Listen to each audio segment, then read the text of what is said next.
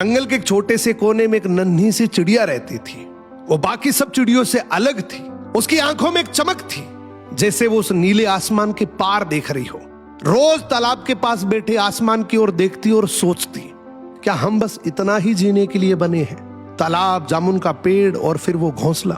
एक दिन यही सवाल उसने बाकी चिड़ियों से किया, क्या हमारी जिंदगी बस इतनी है? क्या इसके बाहर कोई दुनिया नहीं है? तो उस झुंड की सबसे बुजुर्ग चिड़िया बोली, देख बेटा, मानते हैं बाहर की दुनिया बहुत खूबसूरत है, ये जंजीरों का जीवन है, बाहर आजादी है, लेकिन ये आजादी हमारे जीवन के लिए बहुत महंगी है। बाहर शिकारी होते हैं, धूल भरी आंधियां होती है जो सिर्फ पंख ही नहीं, हौसले और सपने तोड़ देती है। पर इस छोटी सी चिड़िया का दिल नहीं डोला। इसने ठान लिया, जो डर के पीछे छुपा है शायद वही असली उड़ान है। अगली सुबह ये नन्ही सी चिड़िया अकेले उड़ चली उस अनजानी दिशा की ओर जहां उसके सपने रहते थे। रास्ते में आंधी आई, बारिश हुई, कुछ शिकारी भी दिखे, पर हर बार वो बच निकली, क्योंकि उसमें हिम्मत थी, सीखने की भूख थी और उड़ते रहने की जिद थी।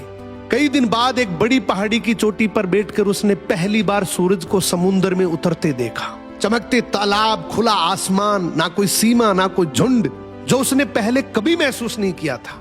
उसकी आंखों में आंसू थे, डर के नहीं, खुशी के, और मन ही मन सोच रही थी कि अगर उस झुंड की बात मानकर डर जाती तो शायद मैं ये कभी जान ही नहीं पाती कि मेरे में इतनी प्रतिभाएं हैं, मेरे अंदर इतनी कैपेबिलिटी है।